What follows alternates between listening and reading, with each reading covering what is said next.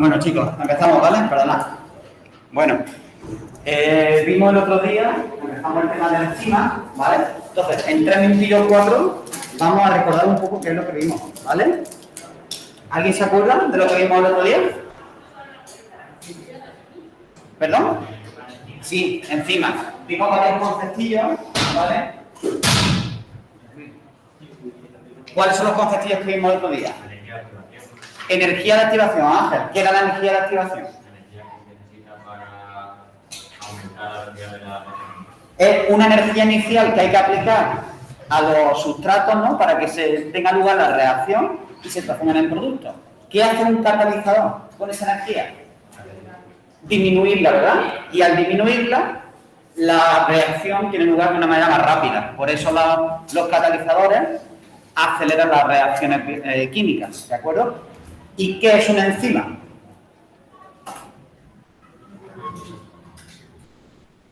Pues es un catalizador, pero biológico. ¿Eso qué quiere decir? Pues que actúa en las reacciones químicas que tienen lugar en los seres vivos. ¿Qué tipo, desde un punto de vista químico, qué era una enzima? Pues era una proteína, ¿de acuerdo? Entonces, las enzimas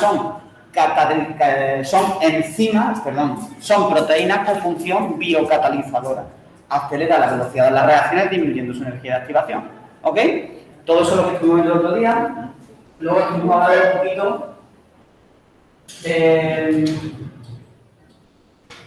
características generales de los enzimas, porque si son proteínas y se pueden desnaturalizar, que no se gastan, ¿vale?, en el transcurso de la reacción porque se recuperan al final. Y una de las que más énfasis hicimos fue el hecho de que tienen una especificidad muy elevada. ¿Eso qué quería decir? Pues que cada enzima tiene un hueco por el cual se une el sustrato y ese hueco se llamaba centro activo, ¿vale? El centro activo de la enzima es por donde se unía el sustrato.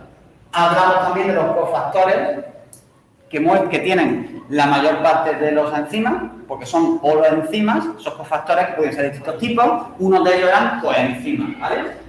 Eso ya lo vimos otro día. Y hoy ya vamos a iniciar directamente la clase donde la habíamos quedado, ¿vale? Entonces, respecto a la estructura de la parte proteica de la enzima, que es lo que llamamos apoenzima, eso lo leéis vosotros, ¿vale? No le voy a poner ningún asterisco, simplemente son cosas que suenen, que las leáis, ¿vale?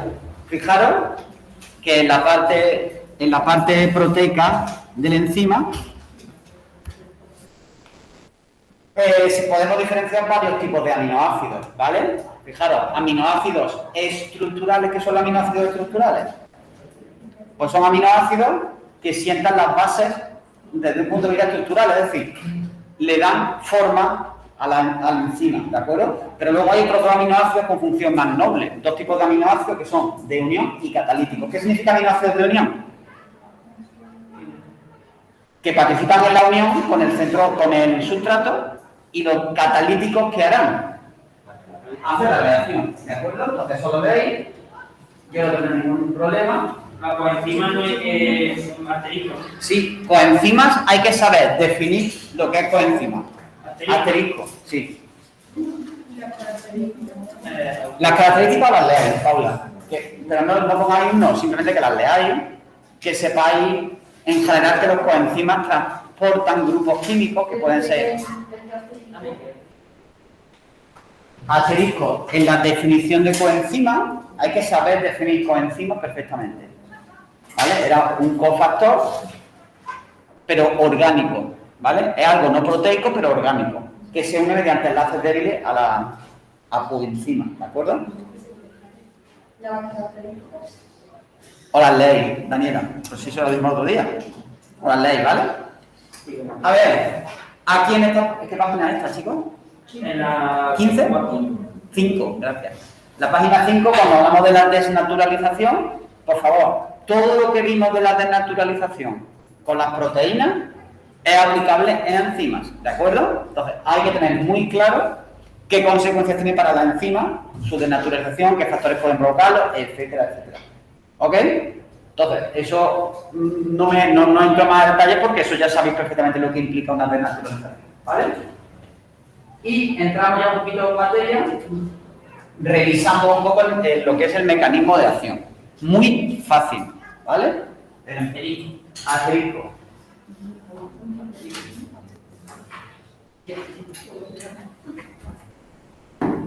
¿Vale? Digo.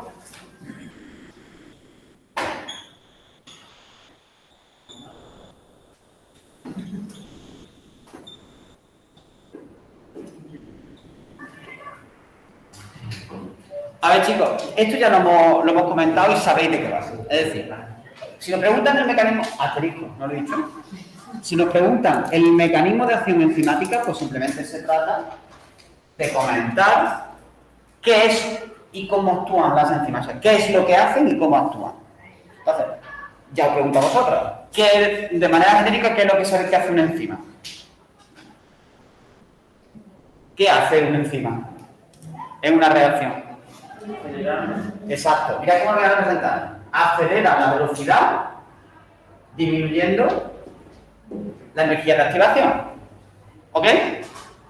Eso es lo que sabemos que hacen. ¿De acuerdo? Entonces, a la hora de empezar a redactar, esta es una pregunta típica. Explica el mecanismo de acción enzimática. Encima lo que hacen es disminuir la energía de activación. ¿Vale? Su consecuencia es que se acelera las reacciones químicas. ¿Vale? Y esto lo hacen en 3 etapas. ¿Vale?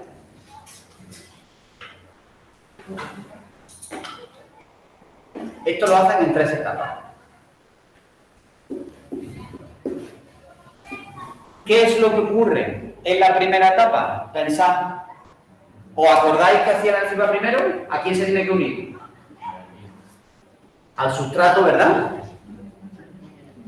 ¿Y eso qué formaba? La unión de la enzima y el sustrato, ¿qué formaba?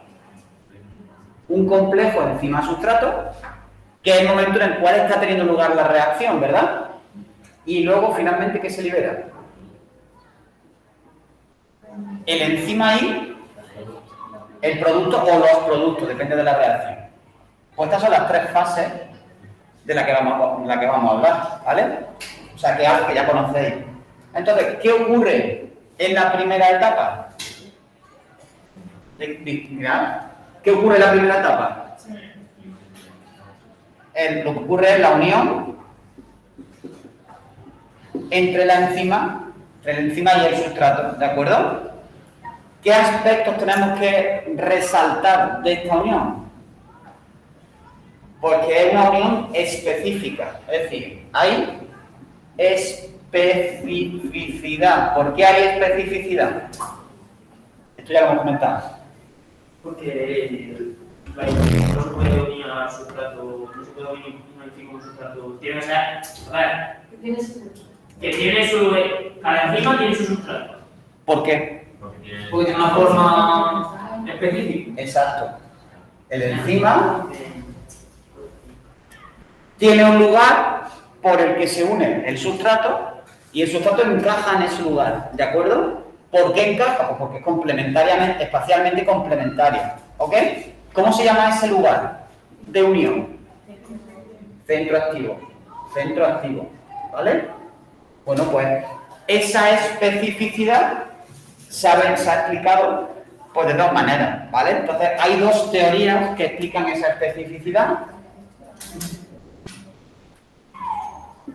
Hay una teoría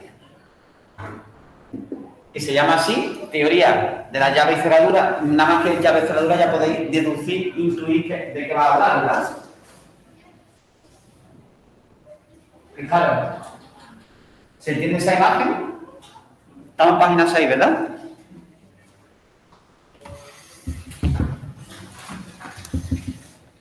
¿Vale? Estamos con esa imagen, fijaros. ¿Se entiende el sustrato que encaja perfectamente en el centro activo? Vale. La segunda etapa sería la unión del complejo enzima-sustrato y la tercera, la liberación de la enzima y el producto. ¿De acuerdo? Bien. ¿Qué os parece esa teoría? Es como muy perfecta, ¿no? Bueno, pues conforme fueron avanzando los métodos de estudio, ya un poquito pasado a mediados del siglo XX, ¿vale? Se vio que no era tan exacta esa unión, ¿vale? Y se propuso otra teoría, que es la teoría del ajuste inducido. ¿Qué significa ajuste inducido? Mirad, la imagen vale más que 1000 palabras. Fijaros en esta imagen. ¿Encaja el sustrato en la enzima? Más o menos, ¿verdad? Pero no es exactamente igual. ¿Pero qué ocurre cuando el sustrato se une? Que la enzima lo abraza, ¿verdad? Y se amolda o termina de amoldar su centro activo al sustrato. ¿Se entiende lo que significa ajuste inducido? Yo creo que sí, ¿no? Bueno, pues esta sería la manera de explicar nuestra primera etapa en el mecanismo de acción. Jaime, Ángel, concentrado. Por favor, aprovecháis el tiempo. ¿Vale? Entonces, aquí lo tenéis, fijaros, primera etapa, en ella el sustrato se une encima, formando el complejo enzima-sustrato. Esta unión es muy específica, bla, bla, bla, bla. ¿Por qué es específica? Porque la forma espacial del sustrato es complementaria al centro activo. ¿De acuerdo? O sea que hay que nombrar esa especificidad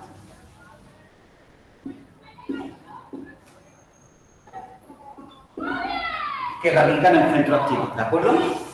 Chicos, ¿estamos o no estamos? ¿Alguna duda de esa primera fase o de esa primera etapa? Yo creo que no, ¿no? A ver, respecto a la segunda etapa.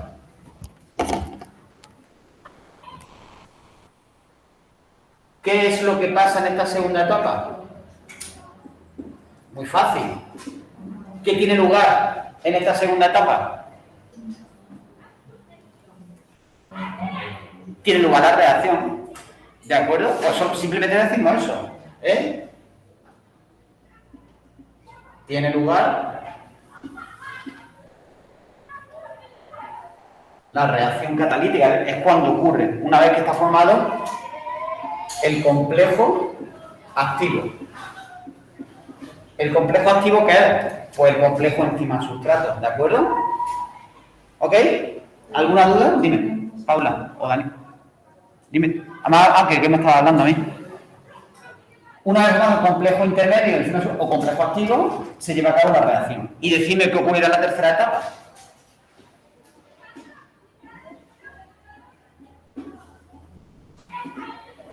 ¿Qué va a ocurrir? ¿Qué se libera?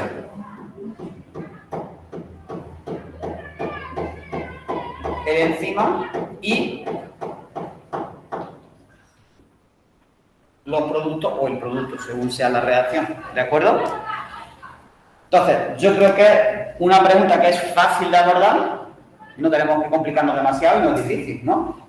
¿Vale? Pues hay que saber explicarlo perfectamente. Es decir, ¿qué hacen los enzimas y las etapas en las cuales lo hacen? ¿Vale? Chicos, ¿dudas del mecanismo de acción enzimática? Oscar, ¿qué te pasa? ¿Entiendes o no? ¿Seguro? Bueno, mirad esa imagen. ¿Qué representa esa imagen?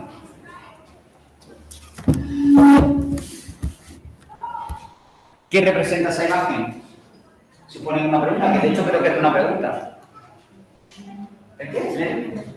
¿Veis el mecanismo de acción? De manera esquemática, veis el enzima que reacciona, pues, se une a los dos sustratos, se forma el complejo enzima-sustrato y finalmente se liberan los productos, ¿no? Y el enzima.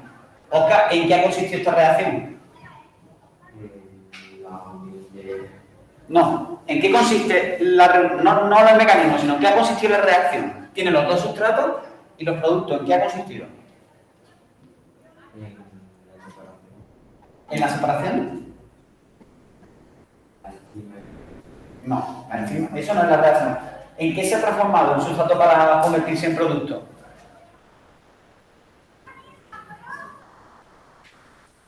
¿Alguien lo ve? ¿Paula? Se ha mezclado un sustrato con otro. ¿Se ha mezclado un sustrato con otro? ¿Cómo? ¿No lo veis? Pues en la enzima los dos. Lo que es sustrato moradito que le ha pasado. Que se ha partido en dos, ¿no? Y una de las partes del moradito se ha ido al verde, ¿no? ¿No es esa la reacción? ¿Bien? Bueno. Chicos, punto 3. Cinética enzimática. No sé por qué le cambié la letra a los apuntes. ¿Lo descargo otra vez? Muy bien, chicos. ¿Borro aquí? ¿Asterisco la tiene? Sí. No, por favor. Ya. No.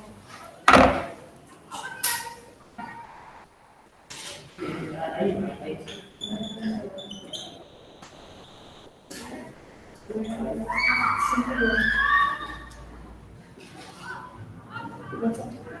¿Ya?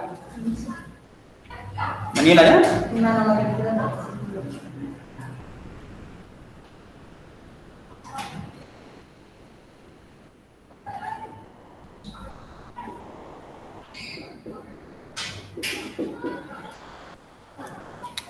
Bueno, chicos, vamos a ver. Cuando hablamos de cinética, ¿de qué estamos hablando? ¿O de algo relacionado con qué? Cuando hablamos de energía cinética de las moléculas, ¿de qué hablamos? De la velocidad a la que se mueven, ¿no? ¿Vale? Estamos hablando de velocidad. A ver, tú mismo, Ángel, ¿tú me puedes definir lo que es velocidad? ¿Qué significa velocidad? ¿Cómo defines? Velocidad. En general. O sea, lo que es la velocidad, ¿no? Puede ir a 100 km por hora o a 200 km por hora. ¿Cómo lo defines?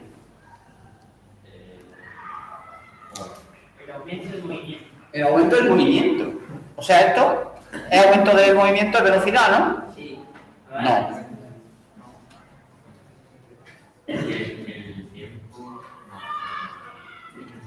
Si sabéis, pensadlo. ¿El qué? ¿Quién me habla?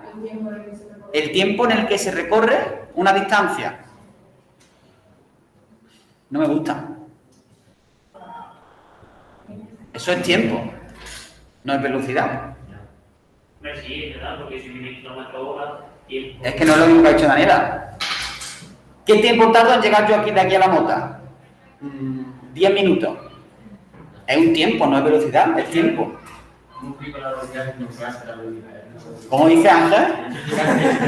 Sí, es muy fácil. La rapidez, ¿no? La rapidez es la distancia recorrida por unidad de tiempo.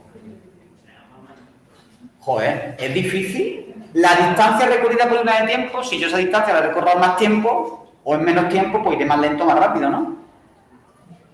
¿Entendéis cómo se define velocidad? ¿Lo veis lógico? Además, si os dais cuenta, 100 kilómetros por hora. Distancia recorrida por unidad de tiempo. Metros por segundo. Años luz. ¿De acuerdo? Que bueno, el año luz se expresa de manera diferente. Pues asterisco a esta definición. Y no sé por qué narices nos cuesta muchísimo trabajo expresar ese concepto. Velocidad de la reacción enzimática. A ver, ¿cómo se define velocidad de la reacción enzimática?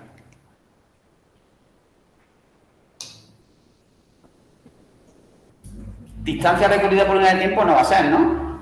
Bueno, el producto que se forma por... Muy bien, por unidad de tiempo. Fijaros, la cantidad de sustrato que se transforma en producto por unidad de tiempo, ¿no? Si se transforma mucho en un determinado tiempo, pues la reacción va muy rápida, ¿no? Si se transforma muy poco, pues la reacción va más lenta, ¿no? Ya lo adelanto. La mitad no me sabréis definir esto. Pues triste.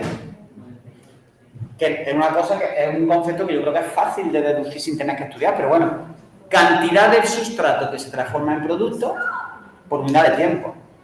¿De acuerdo? Ya está, solo sería ese el concepto. Ya está, lo tenía escrito. Se define como la cantidad de sustrato transformado en producto por unidad de tiempo. Eso hay que saber definirlo perfectamente. Igual que hay que saber definir enzimas, catalizador, energía de activación. ¿De acuerdo? Velocidad de la reacción enzimática. Bien, pues ahora vamos a analizar algunos factores que influyen en la velocidad de la reacción enzimática, ¿vale? Y vamos a analizar el primer factor, que es la concentración del sustrato. Conocéis los corchetes tóxicos de concentración, ¿no? ¿Cómo afecta la concentración del sustrato? Fijaros, yo voy a plantar una gráfica, ahora lo leemos. Quiero que lo entendáis. En el eje Y represento la velocidad y en el eje X la concentración de sustrato. ¿vale? ¿Sabéis cómo hacer este experimento? Es muy fácil de hacer. Es decir, yo cojo un tubito de ensayo con una cantidad de enzimas, ¿vale? Le meto el sustrato, pero muy poquito, muy poca concentración, ¿vale?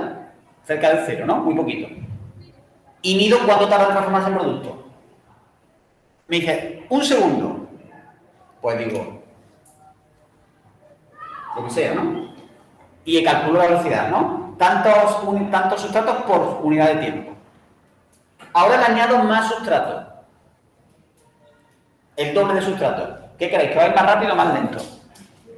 Más rápido, a lo mejor en medio segundo. ¿Vale?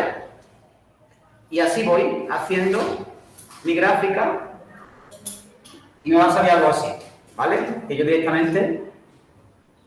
Es decir, si yo represento la velocidad de la reacción enzimática en función de la concentración del sustrato, me sale una gráfica tal que así. ¿De acuerdo? Bien, el tipo de curva, obviamente la sabéis mejor que yo, tiene algo de especial, ¿verdad? Y es que la velocidad no deja de aumentar, ¿no? Y tiene un límite, hay un límite, ¿no? Ese límite teórico marca una velocidad. ¿Qué velocidad es esa? La máxima, esa es la velocidad máxima, ¿ok? Bueno, chicos, pues tenéis que saber perfectamente explicar por qué esta gráfica es así. Es decir, fijaros que al principio en la gráfica tenemos una zona, primera zona, en la que la velocidad aumenta conforme lo hace la concentración de sustrato. ¿Eso lo habéis visto? ¿Cómo va a ir de interpretación de gráfica? Mal, pero esta se entiende, ¿no? O sea, conforme aumenta el sustrato, aumenta la velocidad. ¿Se entiende? Pero es que luego hay una segunda fase, o una segunda zona, en la que aunque yo aumente mucho el sustrato, ¿qué le pasa a la velocidad? Que ya prácticamente no aumenta. Que no aumenta.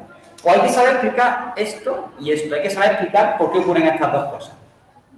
Y para eso voy a poner... Bueno, ¿alguien lo ve? ¿Alguien lo ve? ¿Qué? ¿Por qué esto es así? Porque tiene una máquina más y se llega ahí pero ya que la echen más. Nada, encima ya no va a salir de... No funciona, o sea... ¿Qué ejemplo puse el año pasado, Ángel, para aplicar esto? Luis, ¿tú te acuerdas? ¿Tú, Elena? Es de los ladrillos. ¿Tú lo sabrías explicar, Elena? Al principio porque la encima estaba libre y luego estaba saturada. Exacto. ¿Vale? Pongo siempre el mismo ejemplo y además que funciona, me sirve. Entonces vamos a imaginar que aquí tenemos 10 personas haciendo un muro de ladrillo. Cada persona es una enzima. Un albañil, cada albañil es una enzima. ¿Cuál es el sustrato de la reacción? Aquí, ¿qué hay aquí? El producto es el muro, ¿no? ¿Cuál es el sustrato? El ladrillo, los ladrillos, ¿no? Vale. Pues aquí hay 10 personas preparadas para hacer su reacción, que es el muro de ladrillo. ¿Qué necesitan? El sustrato. Le vamos a poner un ladrillito cada día. O si queréis, cada hora, por adelantarlo. ¿A qué velocidad crece el muro? Por una velocidad baja, ¿no? Porque un ladrillo cada hora, ¿qué hace el albañil? Coge el ladrillo y lo pone. ¿Qué hacen los otros 9? Nada. Por lo que pasa que en España, ¿no? Que uno trabaja y el otro mira, eso era un chiste que... Bueno. ¿Y si ahora ponemos 10 ladrillos cada hora? ¿Qué le pasa a la velocidad? La velocidad aumenta. Entonces, ¿por qué aumenta la velocidad conforme aumentamos la concentración de sustrato? Pues porque al principio hay enzimas libres, ¿verdad? Es decir, cuando la concentración de sustrato es baja, hay pocos enzimas ocupados. Y si tú aumentas la concentración de sustrato, pues cada vez se incorporan al trabajo más enzimas, ¿de acuerdo? ¿En los albañiles o las enzimas? Me hablo ya de enzimas. Sí. Vale. Tú tienes una concentración de enzimas, ¿vale? La voy a poner de azul. Enzimas. Además, esto es como tenéis ahí, se me dice.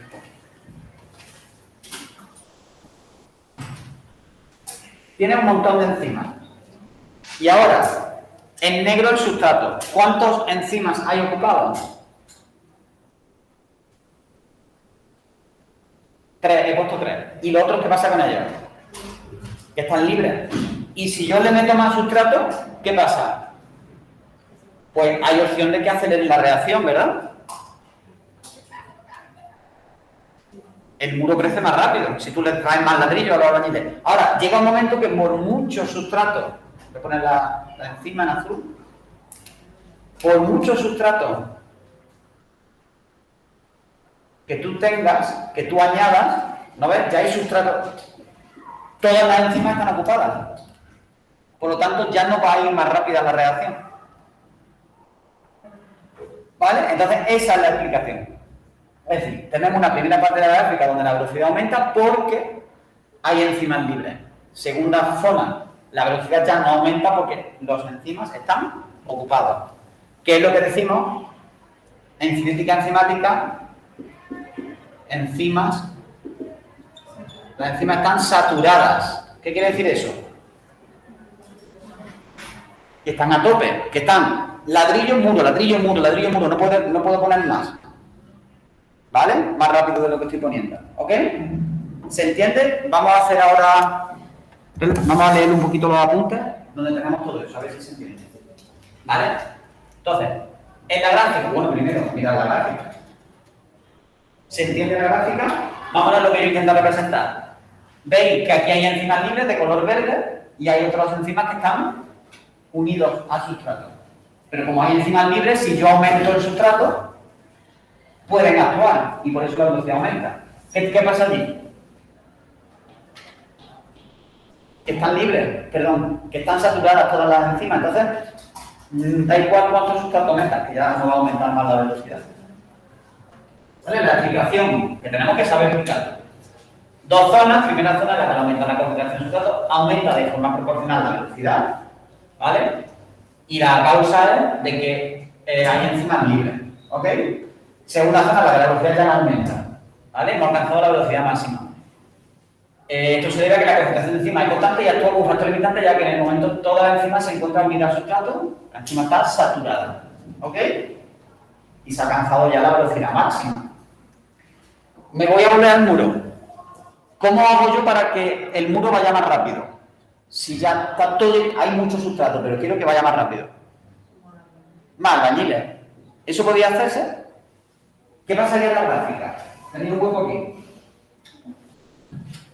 En la página siguiente, ¿qué pasaría, por ejemplo,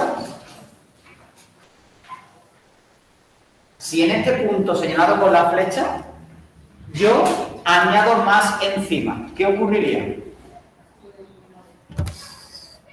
¿Perdón? ¿Y qué pasaría con la velocidad?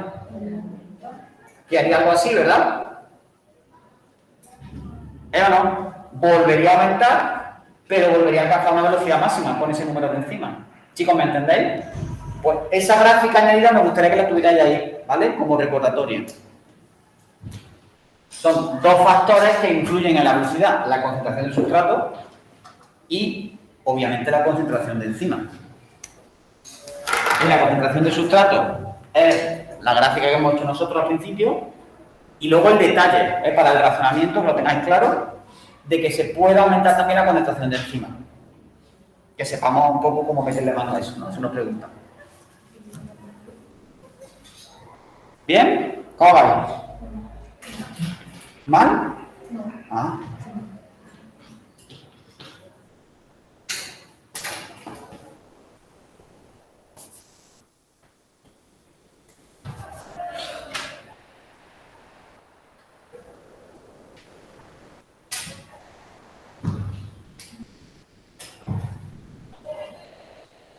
¿Puedo borrar?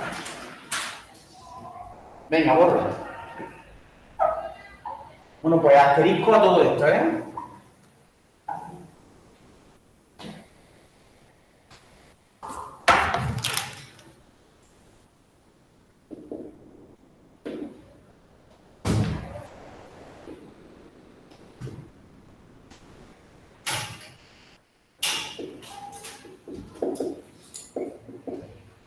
Bueno, punto 4, que es el último que vamos a comentar hoy. Y asterisco también, muy grande además, ¿eh? Fijaros, punto 4, vamos a comentar algunos factores que influyen en la velocidad de la reacción enzimática, ¿vale? Decidme 2 factores que ya hemos estudiado que influyen en la velocidad. De eso no hemos comentado todavía. De los que hemos hablado, ahora hace 20 segundos. Uno es la concentración de sustrato, ¿no? Eso influye, ¿no? A más sustrato, mayor velocidad. Otro es la concentración de enzima, ¿no? Cuanto más enzima, pues se puede incrementar la velocidad si hay suficiente sustrato. Bueno, pues eso ya están explicados. Ahora vamos a hablar de 2 que le voy a poner asterisco, ¿vale? Muy importante. Que son la temperatura y el pH. Asterisco a los 2. Y ya con esto vamos a acabar. Muy fácil.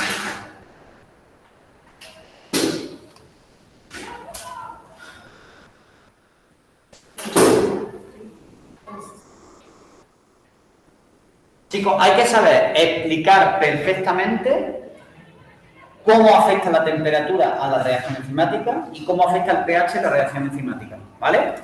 Entonces yo voy a ir preguntando y ahora hacemos la gráfica. A ver, ¿cómo afecta la temperatura a la velocidad de las reacciones en general, de las reacciones químicas? Porque las reacciones enzimáticas son reacciones químicas, ¿no? Eso lo sabéis todos. A mayor temperatura, mayor velocidad. ¿Por qué, Jaime? Aporta mayor energía. A ver, yo sé que la teoría de no sé por qué. Porque si ponen menos temperaturas, van a trabajar más lento al clima, como que... La temperatura en realidad es la energía cinética de las partículas, ¿no? De las moléculas o de los átomos que forman una sustancia, ¿no? Si hay mayor energía cinética, si hay mayor temperatura, hay más posibilidades de interacción entre ellas, ¿no? Y eso es lo que hace que la velocidad sea mayor, ¿no? ¿Vale? Bueno, pues las reacciones enzimáticas les pasa igual, son reacciones químicas. El enzima es una molécula. Y si la energía cinética es mayor, se mueve más rápido, ¿no? Igual que el sustrato. Entonces, pasa exactamente igual. La velocidad... Perdón, que no he puesto los parámetros. Esto sería en el eje Y la velocidad y en el eje Y la temperatura. ¿De acuerdo? Entonces, conforme la temperatura aumenta, ¿qué le pasa a la velocidad? Sube. ¿Entendemos la gráfica? Vale. Chicos, ¿esto sube hasta el infinito y más allá? No, ¿por qué? Porque tenemos un problema. ¿Cuál es el problema? Porque los enzimas son proteínas. ¿Y qué le pasa a las proteínas con la temperatura? Exacto. Por ahí van los tiros. Entonces, ¿qué le va a pasar a la velocidad? Porque llegará un momento que caiga. ¿Por qué? Porque la enzima se ha desnaturalizado y al desnaturalizarse pierde su función. ¿Vale? No es difícil.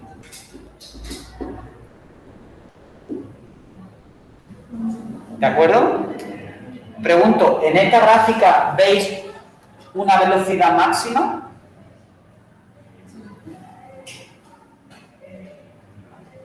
¿La veis todo, no? Esta sería la velocidad máxima. ¿Y a qué temperatura se alcanza esa velocidad máxima? ¿Perdón? Cada enzima tiene su sustrato. Y tiene... Digo, pero cuando ya no pueden... No sé dónde entiendo tu pregunta. No, que te digo, cuando has dicho, has preguntado tú, ¿no? ¿Cuánto lleva la velocidad máxima? He dicho que a qué temperatura se alcanza esa velocidad máxima. Y tú me dices no sé qué del sustrato. No. ¿A qué temperatura? Pues en este caso este punto verde, ¿no? ¿Lo veis todo? Temperatura se llama así, temperatura óptima. Por ejemplo, en nuestro cuerpo, los enzimas, ¿cuál será su temperatura óptima? Pues la del cuerpo. Unos 36, 37 grados, ¿de acuerdo? Es la temperatura a la cual nuestros enzimas trabajan a la mayor velocidad, ¿de acuerdo? Entonces, ¿qué tenemos que saber aquí? Perfectamente, saber escribir, saber dibujar la gráfica, saber explicar por qué es así, ¿vale?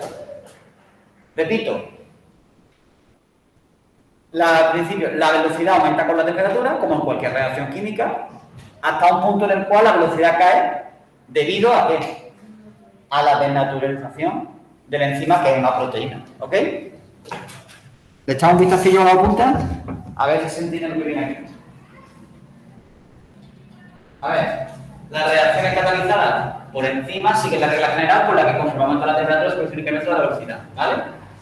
Si representamos la gráfica que relaciona la velocidad de la reacción en relación con la temperatura, observamos que la velocidad aumenta conforme lo hace la temperatura, alcanzando una temperatura óptima que es variable para cada enzima, la cual la velocidad es la máxima, ¿vale?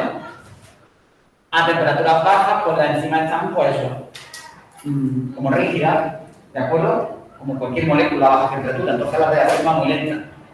Y por arriba, pues pasa lo que pasa con la desnaturalización. ¿Vale? Tenéis un huequecillo ahí para representar la gráfica. Aquí, si queréis. Y aquí tenéis dos gráficas. A ver, son exactamente iguales a la temperatura óptima de estas enzimas, ¿cómo son? Es muy diferente, ¿verdad? La de la izquierda, ¿cuál es su temperatura óptima? Más o menos. Más o menos por aquí, ¿no? 37, 38, 36, ¿vale? Es una enzima humana, sin embargo la de la derecha, ¿cuál es su temperatura óptima? Pues cerca de 80 grados. Es que hay bacterias que viven en aguas termales muy calientes y necesitan esa temperatura, o sus proteínas están adaptadas a esa temperatura, ¿de acuerdo? Chicos, ¿se entiende? ¿Cómo afecta la temperatura? Nos vamos al pH y acabamos, ¿vale? También muy fácil, ¿vale? Pero la manera de explicarlo no es exactamente igual. Obviamente también va a influir la desnaturalización, ¿vale? Pero no de la misma manera. No exactamente igual que en la temperatura. Vale. ¿Cómo es la gráfica? Pues fijaros.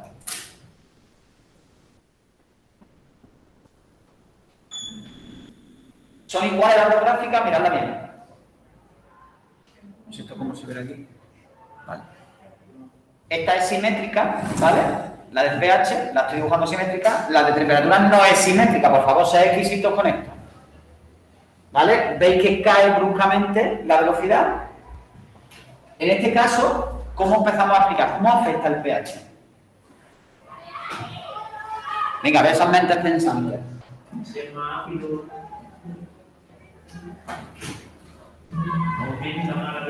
Sería la velocidad y el pH. Vale, no quiero que empecéis como estaba empezando, ¿vale, Jaime? Porque es lo que nos dice la inercia mental. Es decir, conforme aumenta el pH, aumenta la velocidad. No es así como yo quiero que lo...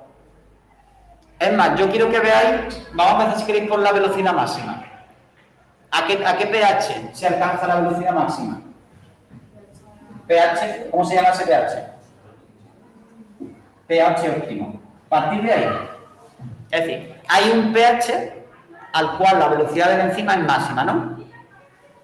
Y hacia ambos lados, ¿qué le pasa a la enzima? Efectivamente. Es decir, hacia pH ácido, pH bajo, o pH básico, pH alto, la enzima se desnaturaliza, ¿vale?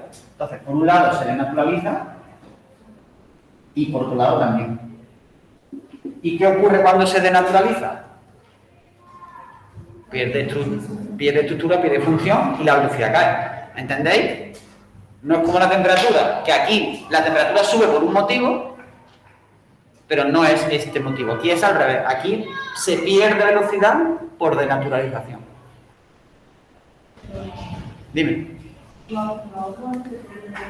No, explícame, me adelanto.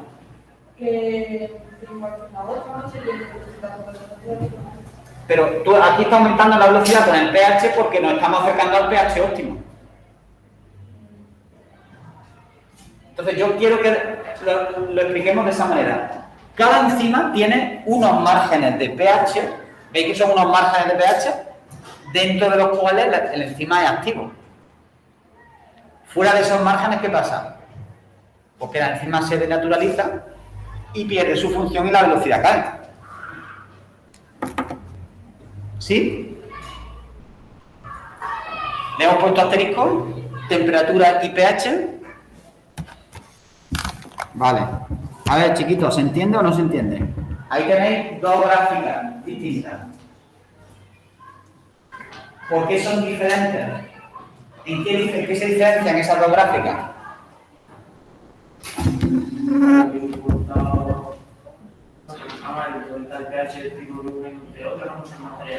El pH óptimo de ambas enzimas es diferente, ¿no? ¿Qué le pasa a esta enzima del estómago?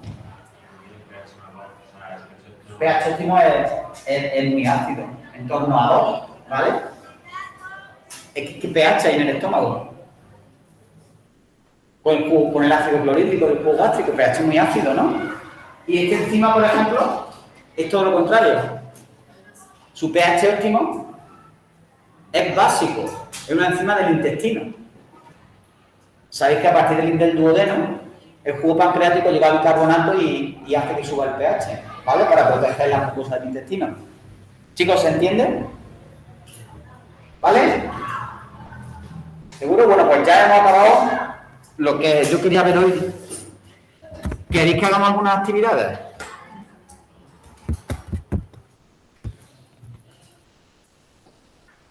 Vamos a ver, mañana acabamos enzimas. El martes vemos las vitaminas. Sí, las vitaminas que es parte de este... No digo que mañana vamos todo el día... De enzimas sí. Y las vitaminas vienen justo después, sin separación. ¿Vale? Enzima y vitaminas son 2 días, que no llegará a 2 días. Lo que nos queda de enzima y vitaminas. Lo vemos. ¿Cómo vais de exámenes? Para que yo mande para el fin de algunas actividades. Entonces me la... No, hoy a mañana no os voy a mandar. Bueno, pues vamos a hacer una cosa. Vamos a echar un vistazo a una imagen y yo para ti os mando razonamiento. Algunas de razonamiento.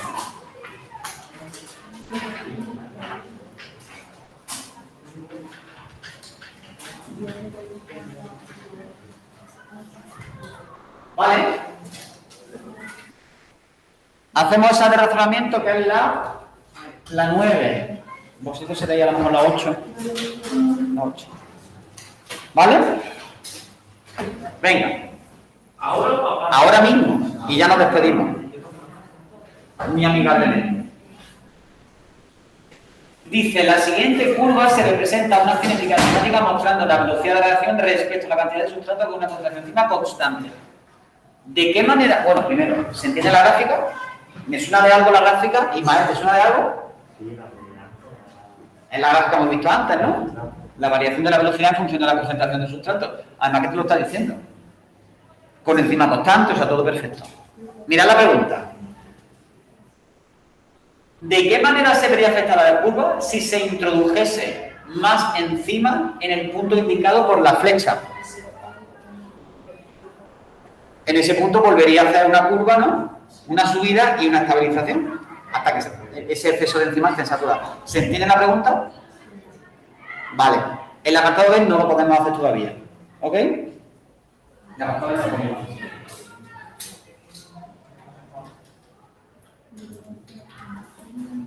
Elena, la libra que tenéis en la lado.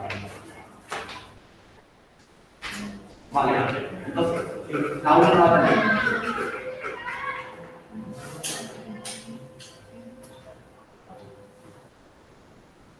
¿La 5 seréis capaces de hacerla? A ver si os explico. ¿Sois capaces o no?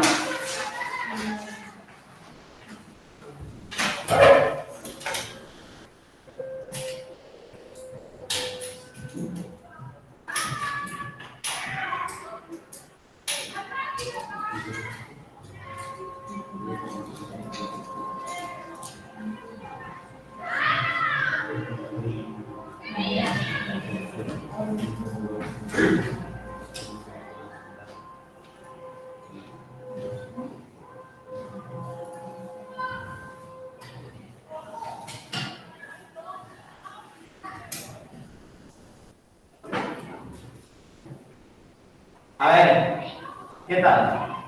Como la de aquí. ¿Qué? Como la de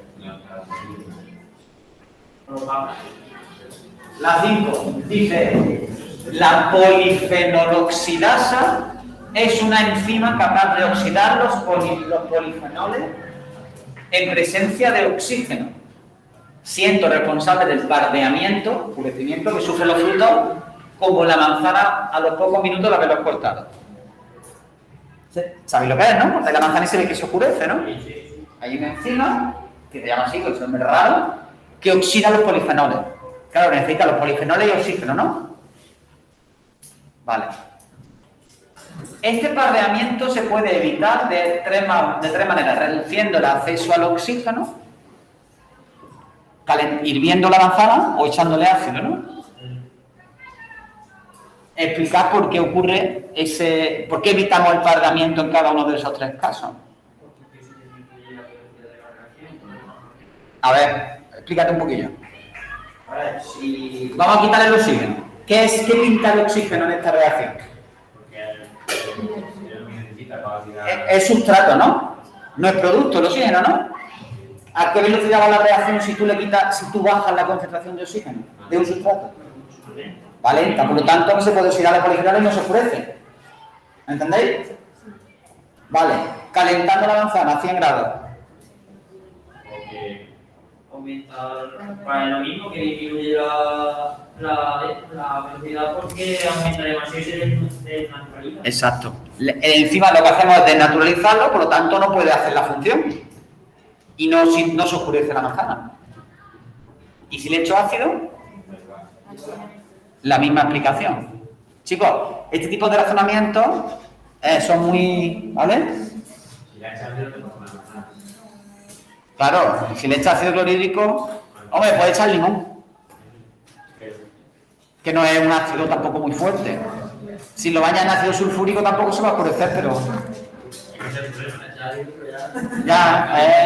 pero si le echas, por ejemplo, unas gotitas de limón, ¿vale? O vinagre. Bueno.